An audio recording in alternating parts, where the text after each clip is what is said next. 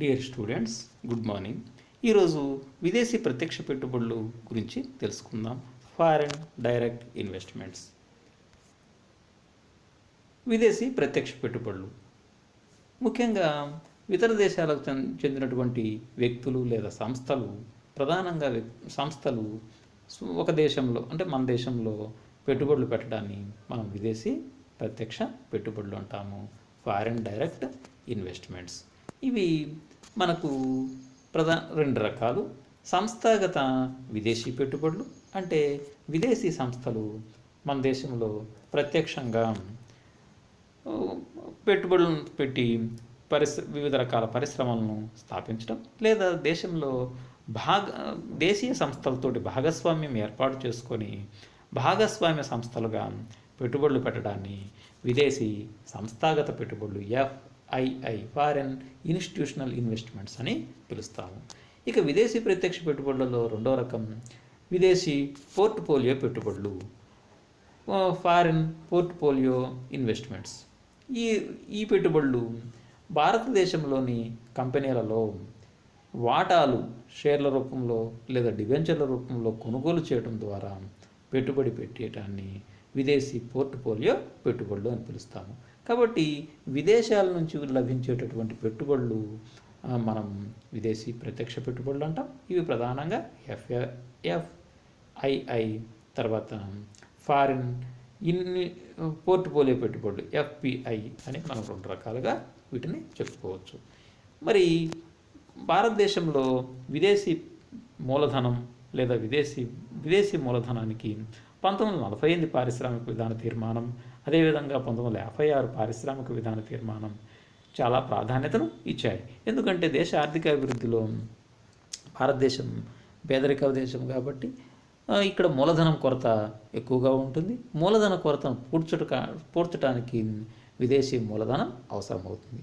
అందువలన విదేశీ మూలధనం భారతదేశంలో 1948 పారిశ్రామిక విధాన తీర్మానంలో, అదేవిధంగా 1956 పారిశ్రామిక విధాన తీర్మానంలో విదేశీ మూలధనానికి ప్రాధాన్యత ఇవ్వడం జరిగింది. అయితే వాటి మీద భారతీయ ప్రభుత్వం యొక్క అజమాయిషీలో ఆ సంస్థలు పనిచేయవలసి ఉంటుంది. అయితే 1991 పారిశ్రామిక విధాన తీర్మానం విదేశీ ప్రత్యక్ష పెట్టుబడులకు అవకాశం కల్పించడం జరిగింది. అధిక ప్రాధాన్యత గల పరిశ్రమల ఈక్విటీలలో 51% వరకు విదేశీ ప్రత్యక్ష పెట్టుబడులకు అనుమతించడం జరిగింది 1991 పారిశ్రామిక విధాన తీర్మానంలో. అదేవిధంగా దీర్ఘకాలిక ప్రాతిపదికన విదేశీ సంస్థల లాభాల ఎగుమతి ఆర్జనకు సమానంగా లాభాల చెల్లింపులకు RBI ద్వారా నియంత్రణ ఉంటుంది. అదే తర్వాత ఎగుమతి వ్యాపారం చేసే సంస్థలు అంతర్జాతీయ మార్కెట్లో ప్రవేశించేందుకు వీలుగా 51% వరకు అధిక ఈక్విటీని అనుమతించడం జరుగుతుంది. అధిక ప్రాధాన్యత గల పరిశ్రమలు విదేశీ సాంకేతిక ఒప్పందాలు కుదుర్చుకోవడానికి 1 కోటి రూపాయలకు మించకుండా ఒకే మొత్తం చెల్లించడానికి ఆటోమేటిక్గా అనుమతి ఇవ్వడం జరుగుతుంది. ఇక తర్వాత భారతదేశంలో విదేశీ ప్రత్యక్ష పెట్టుబడులను పరిశీలించినట్లయితే 1991, 92లో విదేశీయులు ప్రత్యక్ష పెట్టుబడిని 66 కోట్ల రూపాయలు పెట్టగా, NRIలు అంటే భారతీయులై ఉండి ఇతర దేశాల్లో స్థిరపడినటువంటి ప్రవాస భారతీయులు నాన్ రెసిడెంట్ ఇండియన్స్ 63 కోట్లను పెట్టుబడి పెట్టడం జరిగింది. మొత్తం మీద భారతదేశంలో 1991, 92లో 129 కోట్ల రూపాయలను 129 మిలియన్ US డాలర్లను పెట్టుబడిగా పెట్టడం జరిగింది. అదేవిధంగా ఫారిన్ పోర్ట్ఫోలియో పెట్టుబడులను పరిశీలించినట్లయితే ఇవి 1991, 92లో 4 మిలియన్ డాలర్లు స్టాక్ మార్కెట్ల ద్వారా భారతదేశంలో పెట్టుబడి పెట్టడం జరిగింది. మొత్తం మీద 1991, 92 సంవత్సరంలో మొత్తం విదేశీ పెట్టుబడి 133 మిలియన్ US డాలర్లుగా ఉంది.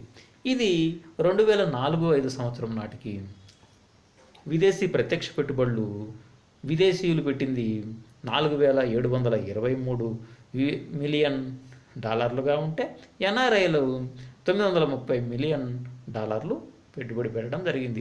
మొత్తం విదేశీ ప్రత్యక్ష పెట్టుబడుల రూపంలో $5,653 మిలియన్ లభించడం జరిగింది. ఇక పోర్ట్ఫోలియో పెట్టుబడులను పరిశీలించినట్లయితే ఫారిన్ ఇన్స్టిట్యూషనల్ ఇన్వెస్ట్మెంట్స్ ద్వారా $8,684 మిలియన్ భారతదేశంలోకి పోర్ట్ఫోలియో పెట్టుబడుల ద్వారా రావడం జరిగింది. ఇతరులు $629 మిలియన్ పెట్టుబడి పెట్టడం జరిగింది. మొత్తం మీద పోర్ట్ఫోలియో పెట్టుబడులు $9,313 మిలియన్ ఉంది.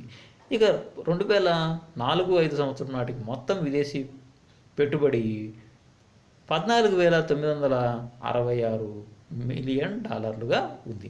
ఇది 2014-15 నాటికి విదేశీ ప్రత్యక్ష పెట్టుబడులు $32,627 మిలియన్ కాగా పోర్ట్ఫోలియో పెట్టుబడులు $40,934 మిలియన్. ఇక మొత్తం విదేశీ పెట్టుబడిని పరిశీలించినట్లయితే $73,561 మిలియన్ పెరిగింది. మొత్తం మీద భారతదేశంలో విదేశీ పెట్టుబడులు క్రమంగా పెరుగుతూ ఉన్నాయి. మరి భారతదేశంలో విదేశీ పెట్టుబడులను పరిశీలించినట్లయితే రంగాల వారీగా ఎలక్ట్రానిక్స్ రంగం 16.62% మొత్తం విదేశీ పెట్టుబడులలో ఎక్కువగా ఆకర్షిస్తున్నటువంటిది ఎలక్ట్రానిక్స్ రంగం.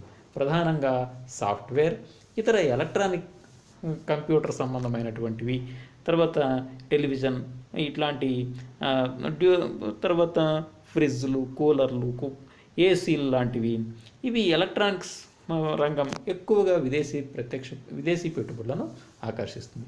ఇక తర్వాత రవాణా రంగం 10.39%, సేవలు 9.53%, అంటే ఇన్సూరెన్స్, తర్వాత మనకు ప్రధానంగా ఫైనాన్స్ కంపెనీలు ఇట్లాంటివి, వీటిలలో విదేశీ పెట్టుబడులు 9.53%.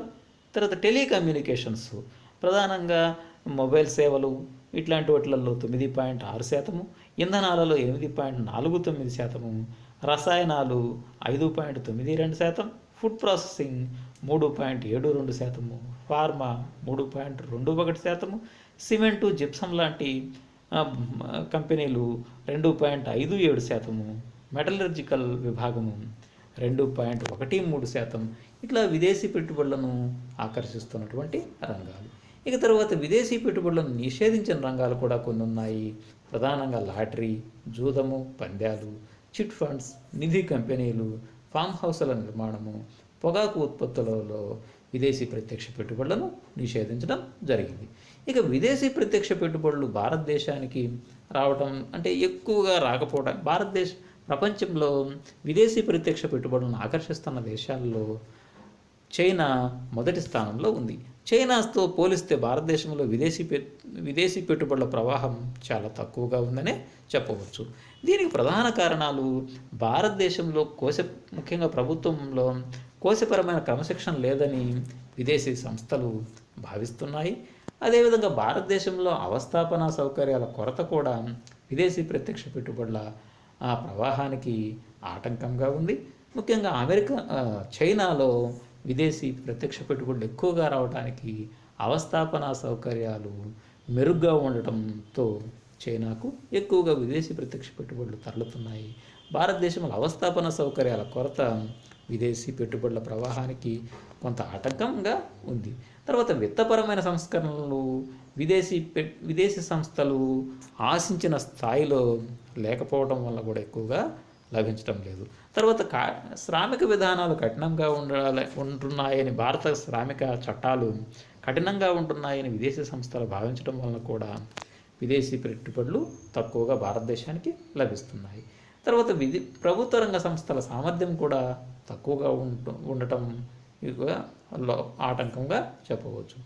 భారతదేశంలో అవినీతి, లంచగొండితనం ఎక్కువగా ఉండి ప్రభుత్వ నిర్వహణలో పారదర్శకత తక్కువగా ఉండటం కూడా విదేశీ పెట్టుబడులు తక్కువగా భారతదేశానికి రావడానికి కారణం అవుతుంది. ఇక తర్వాత మరి విదేశీ పెట్టుబడుల వలన ప్రయోజనాలు ఏమిటి అంటే, భారతదేశంలో ఆదాయం తక్కువ, జనాభా ఎక్కువ ఉంది కాబట్టి వచ్చిన ఆదాయంలో ఎక్కువగా వినియోగ వ్యయం అవుతుంది. అందువలన మన దేశపు పొదుపు సామర్థ్యం తక్కువ. పొదుపు సామర్థ్యం తక్కువ కాబట్టి మూలధనం కూడా తక్కువ. విదేశీ పెట్టుబడులు మూలధన లభ్యతను పెంచుతాయి. విదేశీ సాంకేతిక పరిజ్ఞానం కూడా మనం విదేశీ పెట్టుబడులతోటి మనకు లభ్యత ఉంటుంది. విదేశీ పెట్టుబడులు వలన మూలధనం, సాంకేతిక పరిజ్ఞానం పెరగటం వలన ఆర్థిక వ్యవస్థ యొక్క ఉత్పాదక సామర్థ్యం కూడా పెరుగుతుంది. అందువలన ఉద్యోగ అవకాశాలు కూడా పెరుగుతాయి. స్థానిక వనరులకు ఉపయోగం పెరుగుతుంది. స్థానిక వనరుల సద్వినియోగం జరుగుతుంది. అందువలన ఉత్పత్తి, ఉద్యోగిత ఆదాయాలు పెరగటం వలన మార్కెట్ల విస్తృతి జరుగుతుంది. ఉత్పత్తి పెరుగుతుంది. తద్వారా పేదరికము, నిరుద్యోగిత తగ్గటానికి అవకాశం ఉంది. తర్వాత విదేశీ పెట్టుబడులు చాలా ఎక్కువ నూతన సాంకేతిక పరిజ్ఞానాన్ని ఉపయోగిస్తాయి కాబట్టి నవకల్పనలు ప్రవేశపెట్టడానికి కూడా అవకాశం ఉంటుంది. అయితే ఇన్ని ప్రయోజనాలు ఉన్నటువంటి విదేశీ పెట్టుబడులు కూడా కొన్ని లోపాలను కలిగి ఉన్నాయి. ప్రపంచ వాణిజ్యంలో భాగాన్ని ఇవి పెంచుకోలేకపోతున్నాయి. ప్రధానంగా విదేశీ పెట్టుబడులు ఆర్థిక వ్యవస్థ సామర్థ్యాన్ని పెంచేవిగా కాక వారి లాభాలను పెంచుకునేవిగా ఉంటున్నాయి. అంటే ఇక్కడ ముఖ్యంగా భారతదేశంలో లభించే రాయితీలను ఉపయోగించుకొని వారు లాభాలను పెంచుకుంటున్నారు కాబట్టి, కానీ ఆర్థిక వ్యవస్థ సామర్థ్యాన్ని పెంచేవిగా ఈ విదేశీ పెట్టుబడులు ఉండటం లేదనేటటువంటి విమర్శ మనం ప్రధానంగా చూడవచ్చు. ఇక తర్వాత భారత ప్రజల కొనుగోలు శక్తి నుంచి లాభాన్ని పొందుతున్నాయి. ప్రపంచంలో రెండవ అతిపెద్ద ఎక్కువ జనాభా కలిగిన ఆర్థిక వ్యవస్థగా ఉండటం తోటి భారతదేశం ప్రజల యొక్క కొనుగోలు శక్తిని నుంచి లాభం పొందడానికి అవి లాభాన్ని పొందుతున్నాయి తప్ప భారతీయులకు వీటి వలన ప్రయోజనం లేదనేటటువంటి విమర్శ. ఇక తర్వాత విదేశీ పెట్టుబడులు పెరగడంతో అయితే బీఓపీల లోటు క్రమంగా తగ్గుతుందని భావించడం జరిగింది. కానీ విదేశీ పెట్టుబడుల వలన బీఓపీ లోటు తగ్గకపోగా క్రమంగా పెరుగుతుంది. విదేశీ వ్యాపార చెల్లింపుల శేషంలో లోటు క్రమంగా పెరుగుతూ ఉంది. ఇక తర్వాత ఆశించిన స్థాయిలో విదేశీ సంస్థల వలన లేదా విదేశీ పెట్టుబడుల వలన ఉద్యోగిత పెరగటం లేదు. ప్రధానంగా ఇవి ఎక్కువగా మూలధన సాంద్రిత పద్ధతులను ఉపయోగిస్తాయి కాబట్టి ఉద్యోగిత స్థాయి పెరగటం లేదు. ఇక విదేశీ సంస్థలు లేదా విదేశీ పెట్టుబడుల వలన దేశీయ చిన్న తరహా పరిశ్రమలు దెబ్బతింటున్నాయి. ఇవి ఎక్కువ మందికి ఉద్యోగిత కల్పించడమే కాకుండా ఇవి ఆర్థిక స్వావలంబనకు మరియు ఆదాయ పంపిణీకి ఉపయోగపడేటటువంటి దేశీయ చిన్న తరహా పరిశ్రమలను ఈ విదేశీ సంస్థలు లేదా విదేశీ పెట్టుబడులు తీవ్రంగా దెబ్బతీస్తున్నాయి. ఇవి దేశ ఆర్థిక సార్వభౌమాధికారానికి ప్రమాదకరంగా పరిణమిస్తున్నాయి. ముఖ్యంగా బ్రిటిష్ వారి కాలంలో భారతదేశం బానిస జీవనాన్ని గడపవలసి వచ్చింది. అదేవిధంగా ఇప్పుడు విదేశీ పెట్టుబడులు పెరిగే కొద్దీ, విదేశీ సంస్థలు పెరిగే కొద్దీ దేశంపై లేదా దేశ ఆర్థిక వ్యవస్థపై వారి పట్టు పెరిగితే దేశ సార్వభౌమాధికారానికి ఈ విదేశీ పెట్టుబడులు ప్రమాదకరంగా పరిణమించేటటువంటి పరిస్థితులు లేదా ప్రమాదం ఉంటుంది అని ఆర్థిక శాస్త్రవేత్తలు హెచ్చరించడాన్ని మనం గమనించవచ్చు. భారత పాలకులు ప్రధానంగా చారిత్రక తప్పుల నుండి గుణపాఠాలు నేర్చుకోలేదు అనడానికి విదేశీ పెట్టుబడులే ప్రత్యక్ష ఉదాహరణ అని కొంతమంది అర్థశాస్త్రవేత్తలు విమర్శించడానికి కూడా మనం ఈ సందర్భంగా గుర్తు చేసుకోవచ్చు. మొత్తం మీద విదేశీ ప్రత్యక్ష పెట్టుబడుల వల్ల లేదా విదేశీ పెట్టుబడుల వలన కొన్ని లాభాలు ఉన్నప్పటికీ వీటితో వచ్చేటటువంటి నష్టాలు కూడా ఎక్కువగానే ఉన్నాయి. నష్టాలను కనిష్టం చేసుకొని లాభాలను గరిష్టం చేసుకునే నేర్పు ప్రభుత్వం దగ్గర ఉన్నట్లయితేనే ఈ విదేశీ పెట్టుబడులు మనకు లాభదాయకంగా ఉండాలి కూడా. Thank you. Wish you all the best.